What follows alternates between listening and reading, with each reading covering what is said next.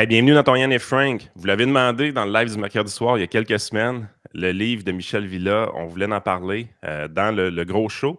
Ben, Michel est avec nous aujourd'hui.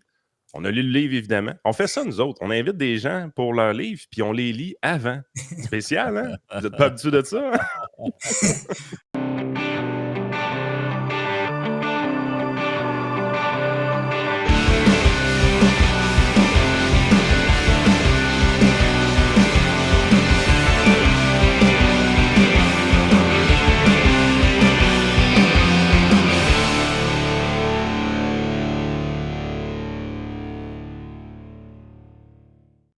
Écoute, Frank, l'idée d'avoir Michel Villa, je pense que c'était un no-brainer. Il a écrit un livre de finances au Québec qui n'est pas distribué beaucoup parce qu'il n'est pas en librairie, de ce que Michel m'expliquait. Il est seulement disponible sur son site web, mais par contre, c'est un des bons livres de finances qui s'est fait au Québec. Il est clairement dans le top 10. Donc, je trouvais ça important que les gens le voient. C'est Pile et Face de Michel Villa. Puis, il y a tout dans ce livre-là pour que j'en parle jamais. OK? Il a été sponsorisé par Desjardins. C'est un de mes compétiteurs.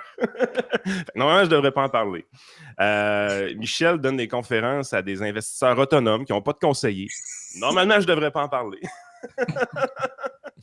Sauf que, imaginez-vous comment que le livre est bon pour que j'en parle quand même si techniquement Michel encourage généralement mes compétiteurs. Ben, puis surtout que t'en as un livre de finances personnelles aussi. En plus. Les gens, des fois, sont comme Yann, ils se vendent tout le temps, puis il n'est pas un, puis tout.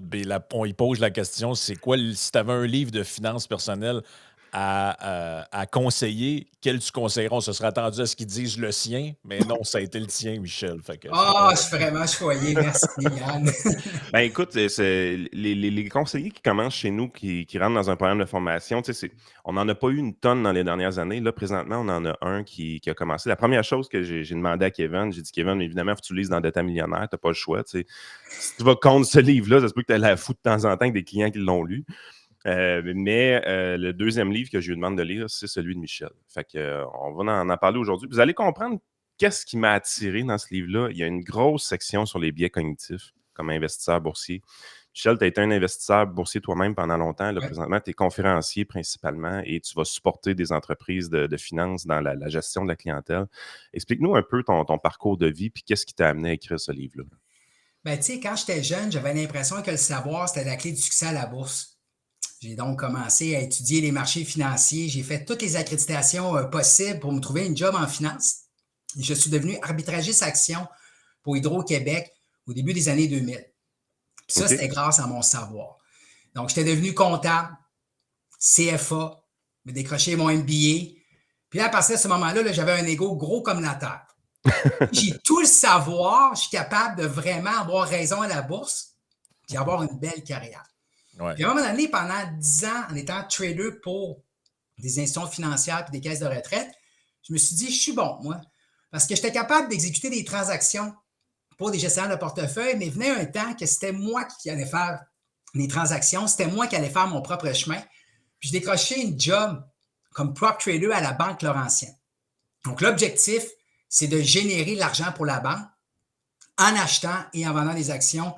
Et c'est là que j'ai frappé mon Waterloo.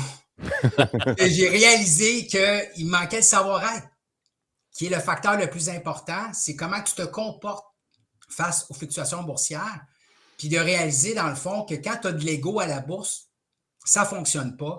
Ce n'est pas juste une question d'intelligence, c'est une question aussi d'exécution. Tu sais, Warren Buffett l'a déjà dit, là, pour connaître du succès à la bourse, ça te prend un quotient intellectuel minimum de 100, mais à partir de ce moment-là, ce qui fait la différence, c'est vraiment des facteurs comme la discipline, puis te comprendre, puis te connaître pour justement éviter des erreurs de jugement qu'on appelle les biais comportementaux.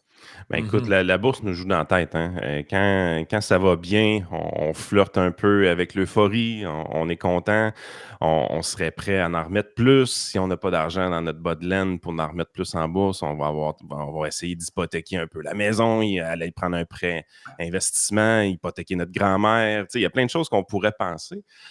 Je niaise un peu.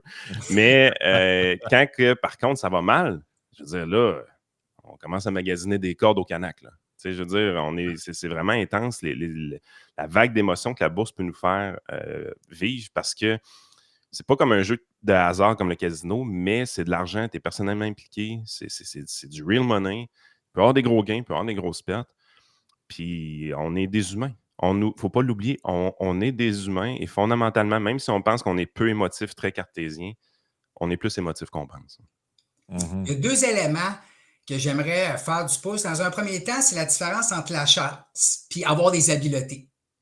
Souvent, quand on a du succès à la bourse à très court terme, on n'est pas capable des fois de distinguer est-ce que tu as été chanceux ou que tu as vraiment fait preuve d'habileté.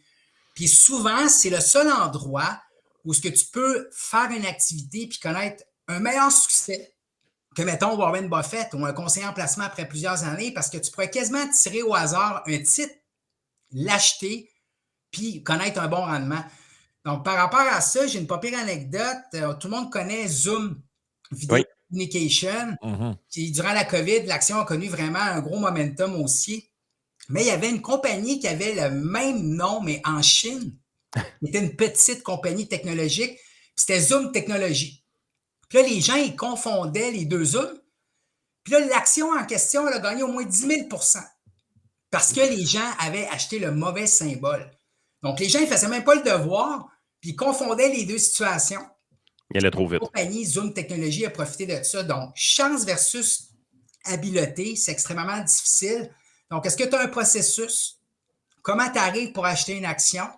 Puis évidemment, Yann, si tu n'as pas de processus, mais la journée que le marché boursier recule, là, tu es vulnérable à vouloir entendre ce que ton ami, ton beau-frère, ton voisin te dit par rapport à l'action. Et ça cause des problèmes au niveau de ton exécution. Puis deuxième point, tu l'as mentionné, tu sais, l'être humain n'est pas nécessairement irrationnel, il est juste être humain. C'est comme normal d'agir comme ça, parce que le premier mandat de notre cerveau, dans le fond, c'est notre survie.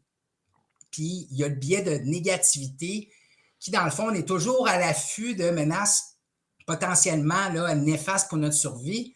Puis quand je parlais tantôt d'avoir raison, de faire de l'argent, de prouver à notre entourage qu'on est capable de faire du trading, mais quand ça ne va pas de notre bord, bien, c'est comme une menace par rapport à ça. Puis c'est essentiellement la même chose que quand on se faisait attaquer dans le bois, il y a des centaines d'années. Donc, on est vraiment dans un mécanisme de combat ou de fuite, le fameux flight or fight.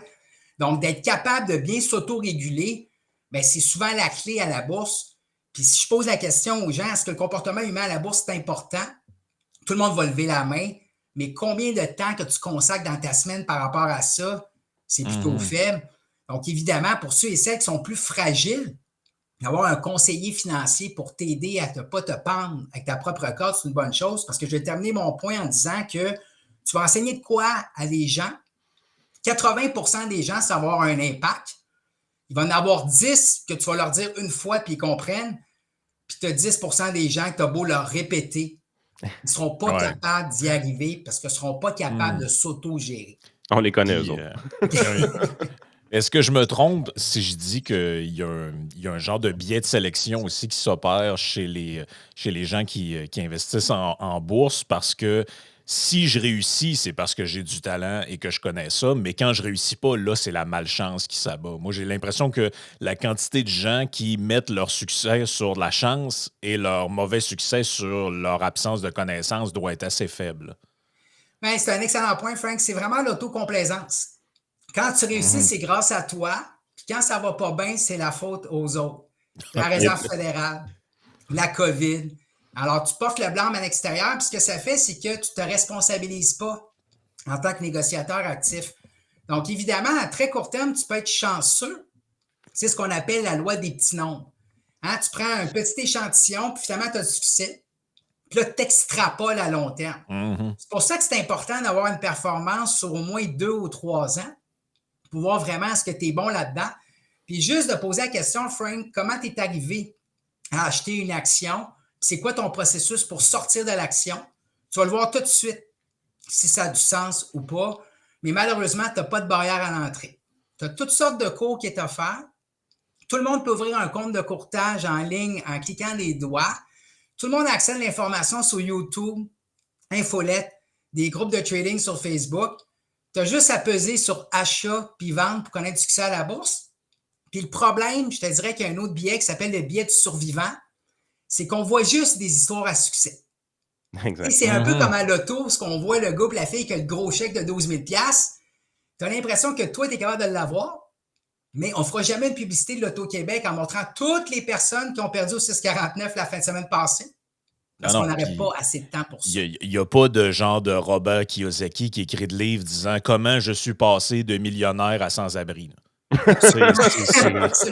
Ça n'existe pas, ce genre de. Ben, peut-être ça existe, là, mais on a compris, là, en général, les succès, c'est pas pour rien qu'on appelle ça les success stories, les histoires d'investisseurs à la bourse, je veux dire, à part un peu ce qu'on a entendu dans le temps de GameStop, là, qui a mené à des histoires d'horreur, mais à part ça, en général, c'est un peu justement des success stories là, de genre j'étais chez mes parents, me suis mis à investir à la bourse, regardez ma Ferrari. C'est un peu ce cliché-là que les gens voient des fois. Là, fait que ça peut vendre du rêve. Là, tu as raison qu'il y a beaucoup de clichés. Puis juste donner un peu des choses concrètes sur ce que Michel vient de dire. Quand il parle de processus, moi, j'arrive puis je dis, des fois, je m'amuse avec les clients que je connais pas, c'est les premières fois que je les rencontre. Puis dans cette rencontre-là, ça va arriver à l'occasion que je vais dire, écoute, grosso modo, tu me payes à rien faire. Là, les gens font what the fuck? Pourquoi il dit ça? L'idée, c'est toujours un peu de marquer l'imaginaire pour ouvrir un peu l'esprit, mais les principes de base que je me sers vraiment dans la gestion de la clientèle, je vais vous nommer les 3 grands principes que j'essaie de respecter 100% du temps. Puis vous avez vu que j'ai utilisé le mot « j'essaie » parce que je sens toujours de la pression pour dévier de ces principes-là. Tout le temps. À chaque jour, il y a des moments, c'est plus facile. Ces temps-ci, la bourse va bien, c'est facile de respecter les principes. Des fois, ça va moins bien, c'est plus dur de respecter les principes. Mais quand tu bases tout sur tes principes, aussi simple que sois toujours diversifié, sois toujours investi, puis essaie pas de prédire l'avenir. Tu regardes ça, c'est 3 principes extrêmement simples. Tu te dis, pourquoi je paierais quelqu'un pour m'aider à respecter des principes aussi niaiseux que ça? Ben, c'est la même raison pourquoi tu es prêt à payer un abonnement au gym ou un coach privé au gym pour respecter le principe aussi simple que celui-là. Essaie donc de manger un peu moins de calories que ce que tu dépenses dans la journée. Ben, Christy, tu es prêt à payer quelqu'un pour le respecter parce que c'est des principes qui sont simples, mais difficiles à appliquer. Écoute, Warren Buffett, il disait ça, Yann. Hein? La bourse, là, c'est simple, mais c'est pas facile. Exact. Donc, quand tu regardes le genre de travail que tu fais, c'est que le problème, c'est le biais de l'action. Tu sais, on veut que notre conseiller en placement, on y paye un frais d'honoraire annuel. On s'attend à ce qu'il bouge. Tu sais, quand moi, ma voiture est brisée, là, je m'en vais au garage, je m'attends à ce que le garagiste répare ma voiture. Je m'en vais chez le médecin, j'ai l'intention qu'il me prescrive des médicaments. Mais là, le conseiller en placement, tu as l'impression, fais quelque chose pour moi. Et là, ça passe par multiplier des transactions, faire des rebalancements de portefeuille et dans un mode action. Mais souvent, la stratégie, comme tu dis, de rien faire, mais c'est pas que tu fais rien, c'est que tu t'assois sur tes lauriers en essayant d'appliquer des principes qui sont super importants, mais tu surveilles quand même l'activité de tes clients et tu les empêches justement de faire des erreurs. Puis le problème, c'est qu'on se souvient souvent de ce qu'on a fait, mais on oublie des fois les décisions qu'on n'a pas prises. Exact. Donc, ceux et celles qui voulaient lancer la serviette durant COVID, par exemple, qui ne l'ont pas fait, tu ne les rappelleras pas 2 ans plus tard. Hey, tu te souviens? Je l'ai fait en une mars fois. 2023, là, ça faisait déjà 3 ans, tu avais obtenu X% de rendement. Une chance que tu n'avais pas vendu dans le trou en 2020, en mars. Tu ne diras pas ça à ton client, tu sais. Je l'ai déjà fait. Tu l'as déjà fait? Je l'ai déjà fait. J'ai un client m'amener, puis je l'adore ce client, il est super smart. Puis quand que l'élection de Biden arrive, donc on est en changement de présidence, on sait qu'est-ce qui est arrivé, là, mais tu sais, c'est vraiment la veille de l'élection. Lui, il m'appelle la veille de l'élection, il dit, écoute, j'ai pas confiance, je pense que Biden va gagner, je veux tout vendre, je vais être ses lignes de côté. Là, j'ai dit, écoute, ça contrevient au principe. Là, j'ai fighté un peu avec 45 minutes, 1 heure au téléphone. J'ai tout expliqué pourquoi pas faire ça, ainsi de suite. Puis évidemment, on a pris la décision de ne pas bouger. On connaît l'histoire maintenant. Biden gagne l'élection. 3 jours plus tard, on annonce les vaccins. Puis, soudainement, l'économie se met à respirer un peu puis dire, OK, il y a une lueur d'espoir au bout du tunnel. On va sortir de ce trou-là qui est la pandémie. Puis, on sait ce que ça a fait en bourse. Là, je veux dire, juste l'annonce des vaccins a tout débloqué, puis ça va bien en bourse depuis ce temps-là, pas mal. Il y a eu un petit soubresaut en 2022, mais ça va quand même vraiment bien.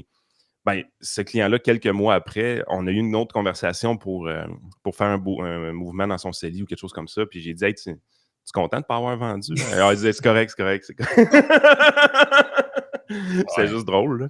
Mais les forces qui nous poussent à vendre. Moi le moment dans ma carrière que je l'ai senti le plus, c'est de 2017 à 2020. J'utilisais des portefeuilles de style valeur. Donc, des compagnies quand même bien établies, qui sont profitables, qui versent des dividendes, qui sont un peu plates. Okay? C'est pas des compagnies qui révolutionnent le monde à tous les 2 jours, là, comme le ferait Apple. Mais j'avais un style d'investissement. Puis c'est un style d'investissement qui n'a pas bien fonctionné entre 2017 et 2020. Ce qui marchait bien dans ces années-là, c'était les techno américaines. Ouais. C'était le style de croissance, tout ça.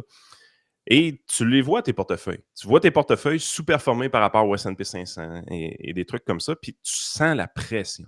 La pression devient extrêmement forte pour dire, si j'avais fait un meilleur choix, si j'avais été dans tel type de produit, j'aurais eu un meilleur rendement. Les clients seraient plus heureux, les clients seraient plus contents de leur rendement. Ils ne challengeraient pas le fait qu'il y a un de leurs cousins qui a fait un meilleur rendement qu'eux, des choses comme ça. La pression était très forte, mais j'ai maintenu le style. J'ai continué d'avancer. Et on a été récompensé après. Ouais. Par après, c'est un style qui, depuis que les taux d'intérêt montent, c'est un style qui va quand même bien, le style valeur. C'est pas Nvidia, vous allez dire, mais Nvidia, c'est un titre. N'oubliez jamais que c'est juste un titre. Les gens ont déjà oublié qu'en 2022, le Nasdaq avait perdu 32% ou quelque chose comme ça. Fait que c'est vraiment important d'avoir un plan puis de se donner les outils, de le respecter. Le processus, comme Michel expliquait au début, c'est difficile. Puis ça prend du temps. Ça prend du temps qui n'est pas juste de la lecture puis de lire des bons livres, des choses comme ça. C'est vraiment un travail qu'on fait sur soi, là, constamment. Là, les pressions sont fortes plus que vous pensez. Ben, justement, je voulais, parce qu'on est en vidéo, puis des fois, on a tendance à l'oublier. Je fais apparaître souvent à l'écran le livre, mais je vais quand même redire pour ceux qui sont juste en audio. Donc, ça s'appelle Pile et face, sous-titré Combiner raison et émotion pour réussir en bourse. Et j'aime la description à l'endos. C'est écrit avant de sortir votre 25 sous chanceux, lisez ces 3 affirmations. Si vous vous reconnaissez, plus de doute, ce livre est pour vous. J'ai une base ou de bonnes connaissances sans être un expert de la bourse. J'aime la combinaison entre théorie et conseils pratiques. Et le dernier point dont on parle pas mal depuis le début, je crois que l'étude du comportement humain est un facteur clé de succès à la bourse. Et là, tu parles de la nécessité finalement de savoir se gérer puis de ce que tu appelles le savoir-être. Là. Tu disais au début, c'est ça qui me manquait quand j'ai commencé. Mais ça tu sais, mettons concrètement, ça se travaille comment? Là? Tu vas faire une psychanalyse? Non, mais pour vrai. Non, mais c'est une question que les gens vont se poser. Là. Ils sont comme, ouais, mais là, mon savoir-être, je veux dire, je gère ça comment? Là? Écoute, c'est très bon. Tu sais, je te dirais, là, connais-toi toi-même. Là, tu sais, c'est vraiment cliché. Là, c'est un philosophe grec qui a dit ça là, à l'époque. Mais tu sais, dans le sens que souvent, quand on va faire une erreur de négociation, on va prendre le téléphone puis on va appeler Yann avant l'élection de Biden puis on a envie de vendre. On a une réaction physiologique qui va apparaître dans ton corps. Donc, c'est une signature que tu vas avoir. Et cette montée-là d'émotion va t'amener à l'action. Donc, juste de comprendre, de dire, hey, j'ai une montée d'émotion en moi. Qu'est-ce qui se passe? Je suis nerveux, je suis anxieux, je suis frustré de ma performance, j'ai envie de me refaire, etc. Mais ça, là, c'est rationaliser, dans le fond, l'émotion qui monte en toi. Donc, juste de comprendre qu'il se passe de quoi dans ton corps, puis de le verbaliser, tu vas diminuer la charge de 50 au niveau de ta charge émotionnelle. Donc, si par exemple, je suis là avec vous autres, puis je dis, hey, je suis nerveux à l'idée d'échanger avec Yann puis Frank, juste de le verbaliser, bien, je détends d'une coche mon état émotionnel. Et là, ça, c'est la première étape, Frank. Mais souvent, on ne crée pas l'espace entre l'émotion et l'action parce qu'une émotion en soi, c'est une information qui est neutre. Tu sais, moi, je peux être en colère, puis ça peut vraiment me donner de l'huile sur le feu pour atteindre mes objectifs, me dire, hey, moi, y montrer, ou je peux être en colère, puis finalement prendre une mauvaise décision. Mais d'être en colère, il n'y a pas de mal à ça. C'est ton interprétation de ça. Donc, je te dirais que la première étape, je suis sûr que quand Yann il prend le téléphone avec son client qui est anxieux, ça va être de désamorcer la crise émotionnelle. Exact. Pourquoi tu as envie de vendre? Ouais. Y a-t-il une peur derrière ça? C'est quoi le besoin? Ah ben, j'ai peur de manquer d'argent à la retraite. J'ai un besoin de sécurité, j'ai un besoin de rassurer. Puis moi, Frank, là, ben, j'avais envie de prouver à tout le monde que j'étais bon. Je voulais dire aux gens, regarde, moi, je suis un bon trader, puis j'ai envie de me réaliser, etc. Donc, Ouais. j'avais ce besoin-là. Puis quand le marché ne me donnait pas raison, ben, je ne l'acceptais pas, puis je faisais des conneries dans le fond. Donc, c'est ça la première étape. La deuxième étape, ça serait, dans le fond, une diffusion qu'on appelle cognitive. C'est qu'on a des pensées dans notre tête, mais ces pensées-là, ce n'est pas la réalité. C'est un peu comme des trains qui passent, tu décides d'embarquer ou pas dans ce train-là. Donc, si par exemple, tu dis, je suis un incapable, je suis un perdant, si tu commences à rouler ça dans ta tête, tu vas prendre ça pour du cash, puis là, tu vas commencer à perdre confiance, puis là, tu vas vouloir tirer sa plug, comme on dit. Donc, la diffusion, c'est de dire que les pensées, c'est pas toi. C'est pas toi, les pensées, c'est différent. Tu dois être un observateur, puis tu dis, oh, je reconnais que j'ai telle pensée. Donc, tu crées une distance psychologique par rapport à ça et là, tu peux commencer à travailler. Donc là, Frank, je te donne juste un aperçu de en quoi ça consiste. Et c'est beaucoup un travail d'introspection. Oui. Puis, Yann et Frank, ben, j'ai fait un cours de devenir professeur de méditation en 2019 avec mon ami Marie-Ève Lessine, de l'NB méditation. Puis, tu sais, la méditation, c'est tellement galvaudé, on en parle tellement, là. Tu sais, c'est quoi cette affaire-là? Mais tu sais, c'est juste de prendre le temps de te déposer puis de t'installer puis de voir ce qui se passe dans ton corps. Puis moi, je suis tellement une bébête qui est comme à l'extérieur, puis je ne faisais pas cet exercice-là. Donc, grosso modo, ça ressemble à ça. Mais avant de te laisser enchaîner, Yann, moi, personnellement, si je peux dire ce qui, moi, m'aide, par exemple, c'est quand on regarde un peu les différents biais cognitifs, honnêtement, juste de prendre le temps de les regarder, de les lire, puis de réfléchir un peu à ça.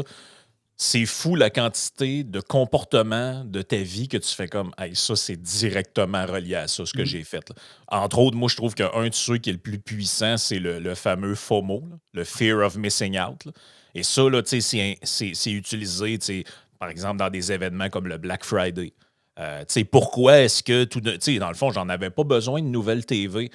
J'avais même pas l'idée de m'en acheter une. Puis là, je vois la circulaire du Black Friday. Il y a une TV à 40 de rabais. Puis tout d'un coup, je suis quasiment stressé. Là. Pourquoi je veux partir à la course, m'en aller au magasin, m'acheter une Christie de TV? Mais ça, je veux dire, il y a un bout de ta conscience qui est focalisé là-dessus, mais c'est un autre bout aussi qui est un biais cognitif. Puis c'est les bonnes compagnies de marketing, les bons événements réussissent à faire ça. Un moment donné, je me souviens, j'avais suivi une genre de formation justement pour des trucs boursiers.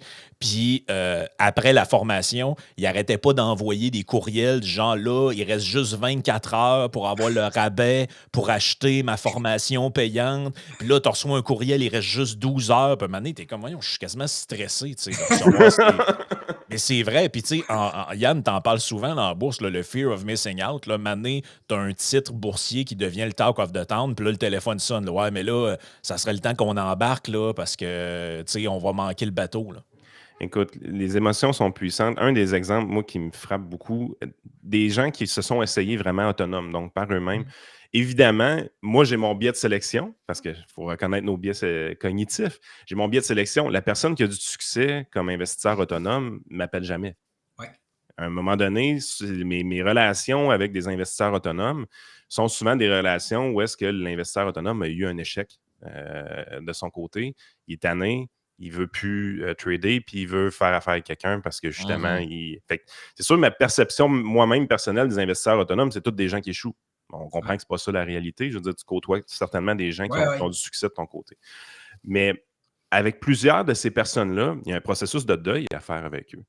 Ce que Jerry à Radio Pirate va appeler la cage à homards ou des choses comme ça, les gens vont avoir des titres où est-ce qu'ils ont perdu un 70, un 80%, puis qui ont toujours espoir que le titre revienne en vie un jour. Et il y a des gens que ça va prendre 2 semaines avant de décider de le vendre pour venir dans des investissements plus diversifiés. Il y en a que ça va prendre 1 an, il y en a que ça va prendre 5 ans, il y en a qui ne seront jamais capables de le vendre. Ils vont voir la compagnie mourir devant leurs yeux. Quand on vit un échec en bourse, ben, s'il y a un processus de deuil à vivre pour un être humain qu'on perd, ben, il y a beaucoup de processus de deuil à vivre aussi avec des titres qui ont mal été. Oui, puis ça, c'est le biais d'ancrage. Tu sais, dans le fond, le marché boursier s'en fout un peu le prix que tu as payé pour ton placement. Ça ne veut rien dire. Mais toi, tu regardes ton placement que tu as acheté à 12 puis rendu à 3, puis là, tu focalises là-dessus. c'est extrêmement difficile parce qu'il faut que tu te poses la question, regarde, si tu n'avais pas le placement aujourd'hui, tu l'achèterais-tu? Non. Out. Puis donc, c'était vraiment important d'avoir ce genre de distance-là, mais le billet d'ancrage, on arrive en magasin, ils vont dire hey, écoutez, monsieur, elle vous fait bien la chemise. Savez-vous quoi? Elle est à 75 mais aujourd'hui, elle est à 40. Ah! 75, là, il ne veut rien dire. Il te l'a peut-être mis d'en face juste pour, dans le fond, t'influencer. Donc, c'est vraiment important d'y aller vraiment pour toi, pour le long terme. Ça, c'est vraiment la règle du 2-2-2, tu sais, dans le sens, comment je vais me sentir, Yann, quand je vais avoir vendu mon action dans 2 heures? OK, ben, peut-être que je vais me sentir mal, là, ça va être plate. Dans 2 mois, peut-être que je m'en souviendrai même plus. Puis dans 2 ans, je vais être content d'avoir fait le move parce que Yann m'a fait investir dans d'autres choses. Donc, c'est important, la règle du 2-2-2, pour vraiment prendre une distance, pour prendre des bonnes décisions pour toi maintenant, qui vont être bénéfiques pour le futur. Je fais juste du pouce par rapport à Frank, ce qu'il disait, là, joy of missing out. Le JOMO, s'il vous plaît, gang. Ouais. Soyez confortable avec le plan de match que, mettons, Yann vous donne.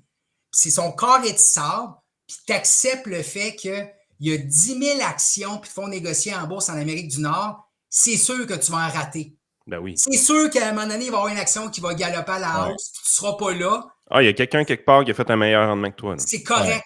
Ouais. Joy of missing out, c'est correct. Ben, j'accepte le fait que je vais en rater. Puis dès que tu acceptes ça, là, là, tu as un lâcher-prise qui s'installe, puis tu es vraiment confortable pour tes affaires à toi. Parce que Yann, tu le sais, là, avec Frank, c'est vous faites un plan pour vos finances à vous. Objectif de placement, tolérance au risque, horizon de placement, c'est unique à vous. Pas d'affaire à vous comparer à gauche puis à droite. C'est important, ça. Non, puis tu sais, c'est quelque chose qui s'est produit beaucoup pendant la pandémie, là, avec toutes sortes de business. Tu as parlé du Zoom tout à l'heure, mais tu avais aussi, je me souviens plus du nom, là, mais tu sais, l'entreprise qui faisait des vélos stationnaires avec des programmes. Peloton. Ben oui, tu as eu ça aussi. Là, les gens étaient comme tout d'un coup, Peloton, c'était la meilleure invention depuis le pain tranché. Il fallait absolument embarquer là-dedans parce qu'il y avait, c'est ça, le fear of missing out. Mais dans la section aussi, je trouve des biais, en tout cas, moi, que je trouve super important pour ça, ce qu'on appelle le fameux, on en parle souvent ici dans le podcast, le sunk cost fallacy. Là, en français, j'aime pas trop le nom. On dit le biais du coût irrécupérable. Là. Je trouve que ça parle pas. Là. Mais on le voit, tu sais, pour vrai, c'est juste, tu peux analyser l'actualité avec ça. Là. L'exemple. Le toit du stade. Le toit du stade olympique. Ouais. C'était l'exemple parfait de ça. Ouais, mais là, on a déjà mis des milliards là-dedans, puis ça coûterait plus cher. Fait que on continue. Puis là, tu te dis, attendez un peu, là, vous êtes carrément dans le sunk cost fallacy. Là. C'est pas vrai que parce qu'on a mis beaucoup d'argent dans quelque chose, c'est une bonne idée de continuer. Ça, à la bourse, je pense que c'est très présent. Oh oui, absolument. Puis comme je disais tantôt, tu sais, même si tu as investi 5 000 dans une action, le prochain 5 000 est-ce que c'est le meilleur véhicule dans ton action perdante? Donc, c'est toujours d'avoir une approche dans le futur. Puis par rapport à ce que tu mentionnais, Frank, c'est vraiment dans le quotidien aussi. Combien de personnes restent dans leur job qu'ils détestent parce que ça fait 20 ans qu'ils sont là puis qu'ils disent si je m'en vais, je vais avoir perdu toutes ces années-là. Puis même conjoint.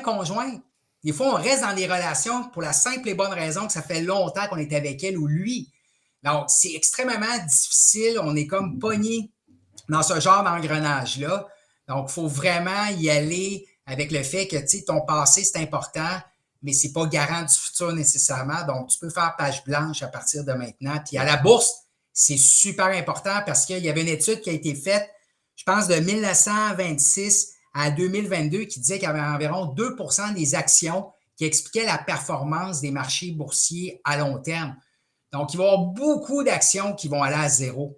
Okay? Exact. Donc, ça, c'est super important. Quand tantôt, Yann parlait d'être diversifié, là, c'est que le problème, c'est que tu ne sais pas nécessairement quelle action qui va aller à zéro, puis tu ne sais pas non plus quelle action qui va grimper de 1000 %.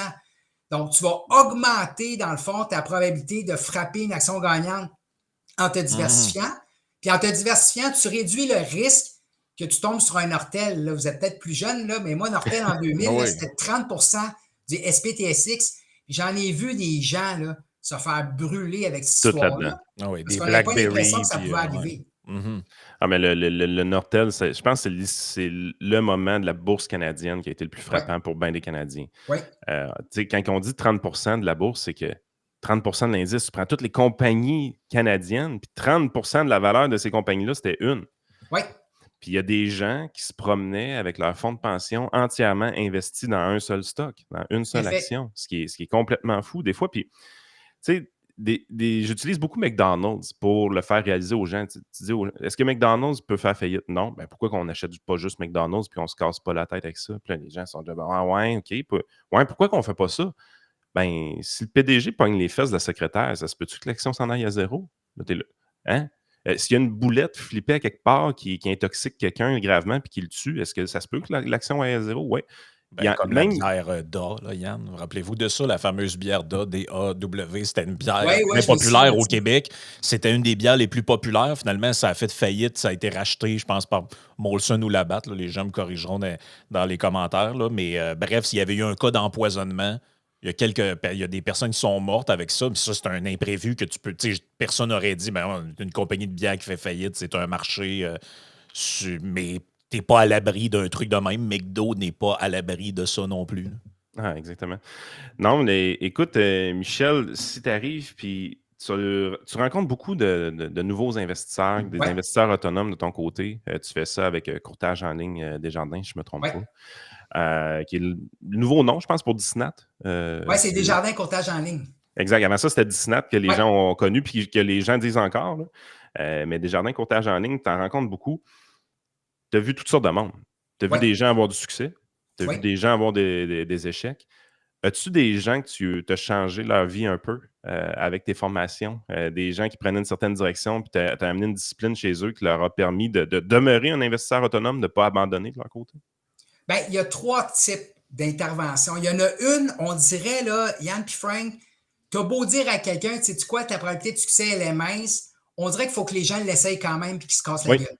Okay? Ah, puis moi, je les empêche jamais. Puis c'est ça. Puis moi, je leur dis, t'es mieux de tomber d'un escabeau que du 8e étage. Tout à fait. Donc, amuse-toi avec un 2000$, pète-toi les dents, ramasse tes dents cassées avec tes doigts à terre, mais tu sais, arrête ça là. Ça, c'est le premier élément.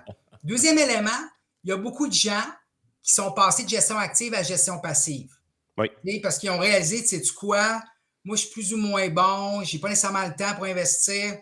Gestion passive, pour moi, c'est correct. Je suis capable de bien m'autogérer, puis je mets de l'argent dans le marché de façon systématique à chaque mois. Super, tu as changé ma vie à cause de ça. Donc ça, bravo. Puis le troisième, sais-tu quoi, je vais faire affaire avec un conseiller en placement. Parce qu'ils réalisent qu'ils n'ont pas les compétences de le faire. Donc moi, j'essaie juste de leur sonner une cloche. Je ne vends pas de rêve, moi. Moi, mon objectif, c'est d'être un optimiste réaliste. Donc, pourquoi tu le fais? Ah, ben mon chum fait de l'argent. Non, c'est pas une bonne raison. Pourquoi tu le fais? Puis là, tu réalises qu'il n'y en a pas de pourquoi. Parce qu'il y a bien des jeunes qui sont motivés ou des personnes à la retraite qui veulent se développer, qui veulent apprendre, puis qui vont avoir du succès chez Desjardins Courtage en ligne, puis bravo. Mais il y en a beaucoup aussi qu'il faut vraiment sensibiliser à dire c'est pas un jeu, là. Comme je dis tout le temps, on met la rondelle au centre de la glace, puis c'est la Ligue nationale. Là. Il n'y a pas de club-école, il n'y a pas de pratique. Tu rivalises contre les meilleurs au monde. Donc, juste de sensibiliser les gens à ça, je pense que je rends un service à pas mal de monde juste à cause de ça. Mais en même temps, tu ne veux pas non plus, je pense, éteindre. Parce que je pense on a quand même des jeunes là, dans notre auditoire où tout le monde connaît des plus jeunes. Je pense qu'un jeune qui démontre de l'intérêt pour l'investissement, pour la bourse, ça dénote quand même une curiosité intellectuelle, puis c'est plus édifiant pour lui de s'intéresser à l'économie, au marché financier, que de passer ses soirées à jouer à Call of Duty. Là. Ben écoute, j'ai rien contre Call of Duty, là, mais vous comprenez l'idée, là, c'est de dire que tu veux pas étouffer cette curiosité-là en disant « Ouais, attention, t'es pas bon. » Fait que c'est de trouver comme un juste milieu là-dedans. Ça me fait rire ce que tu dis parce que c'est un débat qu'on a déjà eu à l'interne chez votre conseiller.net. Mes fils commencent à avoir de l'argent de côté. Ils ont lu dans D'État millionnaire. Non, ils se sont fait dire ce qu'il y avait dans D'État millionnaire. Je ne suis pas freak à ce point-là. Mais ils comprennent que d'épargner, c'est intéressant. Puis tout fait que les deux, assez jeunes, ont eu à faire des investissements avec leur argent. Puis j'ai choisi d'acheter des stocks individuels pour eux. Grosso modo, je gère ça avec un fichier Excel. C'est un peu virtuel. sais, c'est pas. Je fais les actions, je fais les achats moi-même dans mon propre CELI pour me rappeler qu'il y a des dividendes et tout ça. Là. Mais j'ai un fichier Excel pour gérer le patent. Parce qu'évidemment, ils ne peuvent pas acheter des actions à 13 puis 14 ans. Là. Ben, les gens me demandaient à l'intérieur de votre conseiller.net, écoute, tu distribues des fonds mutuels, des fonds négociés en bourse, pourquoi tu envoies tes enfants dans des stocks individuels? Mais je disais, c'est la meilleure façon d'apprendre. C'est parce que l'investissement que je fais, diversifié dans des fonds d'investissement, tout ça, ça fonctionne vraiment bien. Mais calvaire que c'est plate. C'est plate. Il ne se passe rien. C'est pas spectaculaire. Tandis que quand tu achètes un stock individuel, ben, tu vas avoir une curiosité qui va s'éveiller en toi. Tu vas vouloir en apprendre plus sur la compagnie. Tu vas vouloir savoir c'est quoi les projets présentement en cours. Tu vas essayer de comprendre les états financiers un peu. Tu vas essayer de voir les dividendes. Moi, ce qui avait accroché bien gros avec mon plus vieux, par exemple, c'est d'investir dans Enbridge. Pourquoi? C'est qu'au moment de ses achats d'actions, la compagnie canadienne donnait les plus gros dividendes, c'était Enbridge. Puis il voulait acheter cette compagnie-là parce qu'il aimait le principe de recevoir un dividende à tous les 3 mois. À toutes les fois que je versais son dividende dans son compte de banque, il était tout heureux, il était content. Il avait vraiment, ça rendait ça concret pour lui. Quelque chose que je n'avais même pas réalisé avant que ce que ça pouvait faire. Parce que, tu sais, pour nous autres, tu fais 15 de rendement de gain de capital ou 15 de rendement de dividende. C'est tout réinvesti au fur et à mesure. Mais lui, de voir concrètement un dividende rentrer dans son compte de banque, ça a fait allumer des choses dans sa tête. Fait que mon fils est un investisseur pétrolier, je me confesse. mais de faire cet apprentissage-là avec lui, ça a été plus facile de le faire avec des stocks. Fait que le côté curiosité en bourse, il est absolument non négligeable. Ça reste le fun de trader quand t'aimes ça. Oui, puis c'est comme on dit, un passage obligé. Puis tu sais, par rapport à ce que tu dis, moi, ce que j'aime, c'est que pour les gens des jardins comptage en ligne, ce que je vais leur dire, c'est ouvrez 2 comptes. Un compte pour le long terme, puis un compte plus pour la négociation active, et pas mettre vraiment tous les œufs dans le même panier, advenant que tu perds tout ton argent. Puis deuxièmement, quand je parlais du Conseil national, ben, pratique-toi de façon virtuelle. Il y a plein de places où tu peux pratiquer avec l'argent qui n'est pas réel pour savoir, as-tu un processus, une méthodologie? Mais si tu ne fais pas de l'argent sur papier, tu n'en feras pas live parce que les émotions vont embarquer. Donc, c'est une bonne façon aussi de te pratiquer. Donc, comme disait Frank, moi, je suis là pour encourager les gens. Puis d'ailleurs, une des bonnes choses qui est arrivée durant la COVID, c'est qu'il y a un paquet de jeunes qui se sont intéressés à la bourse. Puis d'ailleurs, la statistique, il disait que historiquement, on est dans le coin de 15 que dans le fond, les transactions proviennent du particulier, mais on avait monté dans le coin de 25 durant la COVID, notamment à cause de Robinhood. Puis Desjardins Comptage en ligne avait beaucoup de momentum aussi. Donc, je trouve ça le fun. Mais tu sais, moi, je veux m'assurer que ça se fasse de façon quand même sécuritaire, puis qu'il soit un peu bien encadré là-dedans. Mais il n'y a rien de mieux que d'apprendre de ses erreurs, comme moi, j'ai appris de mes erreurs dans le passé. C'est quoi le plus gros red flag, tu dirais, pour un investisseur? Moi, personnellement, c'est quand tu as le goût d'aller emprunter de l'argent pour investir. Là, tu tombes dans une zone où est-ce que tu es peut-être à côté de tes pompes. Là. Oui, puis oui, ça, c'est tout à fait, puis c'est vraiment dangereux parce que, tu sais, c'est comme le concept de l'avalanche. Tu sais, quelqu'un qui a perdu 50 000 $ à la bourse, à moins que tu t'aies fait prendre dans un scandale puis que ton action a perdu, tombé à zéro, tu as commencé par une petite perte de 500 $. Puis là, c'est comme la boule de neige qui descend dans une côte, puis là, ramasse la neige, puis ça devient une avalanche. Donc, souvent, une perte de 50 ou 100 000, ça commence à quelque part. Donc, tu veux éviter justement l'escalade d'erreur, puis ça, c'est un bon point. Moi, je te dirais, là, Yann, un bon truc, là, c'est si tu viens de faire une perte, puis tu fais une transaction dans la prochaine minute, là, c'est que tu as envie de te refaire. Ça, c'est dangereux. Exact. Le problème, c'est que souvent, mettons, tu achètes une action à 5, puis elle va à 2, puis tu n'es pas supposé la garder jusqu'à 2, puis elle revient à 5, puis tu la revends, puis tu es content, là, c'est une mauvaise chose. Parce qu'on vient de renforcer un mauvais comportement. Puis moi, je crois à la blague au dieu du trading, là, puis à un moment donné, tu vas te faire pincer solide. Le karma. Souvent, la bourse, là, ça rémunère les mauvaises décisions. Parce que tu as été chanceux, mais faites attention à ça. C'est pour ça que, tu sais, moi, j'aime beaucoup ça, avoir un journal de bord, marquer vos transactions, mettons comme ton gars, pourquoi tu achètes Enbridge, puis de le prendre en note. Puis il va avoir des patterns à travers le temps. Il va dire, hey, moi, je fais bien ça, ou j'aime ce style-là. Mais si tu ne fais pas cet exercice d'introspection-là, bien là, c'est un peu comme aléatoire, puis tu n'en as pas de processus. C'est vrai ce que tu dis là, parce que c'est arrivé effectivement que le titre d'Enbridge, il baisse, Oui, mais naturellement, il a voulu le garder pour avoir son dividende. Fait que sans s'en rendre compte, il oui. respectait son principe. Il l'avait acheté pour le dividende, puis il l'a conservé pour le dividende, même si ça allait un peu moins bien. Écoute, c'est fascinant. Puis vous voyez un peu quel genre de personnalité Michel a. Il peut parler de ça pendant 2 heures de temps, là. Son livre, écoutez, j'oblige mes nouveaux conseillers chez votre conseiller.net à le lire, là. Fait que, je pense que ça dit tout, là. J'ai toujours été conscient qu'il y a des gens qui ne feront jamais affaire avec des conseillers. Ça ne m'a jamais dérangé. Je sais que des fois, ils essaient d'avoir des conseils gratuits. Ça, c'est arrivé à l'occasion dans ma vie. Je les détecte bien, ces gens-là. Mais si vous voulez des conseils gratuits, là, ça existe. Vous les avez dans un livre. Mhm. C'est pas gratuit. C'est 15-20$ que tu vends ça, Michel. C'est 20$, je pense. Ben, c'est 31 mais c'est 31 livré à la OK. maison. C'est livré à la maison, la version Parfait. papier. Exactement. Puis tu me Exact. disais que tu remerciais souvent les gens en personne. Fait que Oui, au les appelle. téléphone. Il y a une Fait version que, numérique aussi, juste dire, sur le site, dans le fond, où vous pouvez vous y rendre avec le code qu'on a mis à l'écran un peu tout le long du podcast. Il y aura, gracieuseté de Michel, des copies pour Oui. quelques copies pour les membres Patreon. Fait que Yann, peut-être juste expliquer comment ça fonctionne pour se procurer la copie pour les Patreons. Puis ben, après ça, on va te laisser aller, Michel. On est super Parfait. content que tu étais avec nous Ben, aujourd'hui. merci à vous deux, ça a été super. Merci. yes, merci Yes. beaucoup.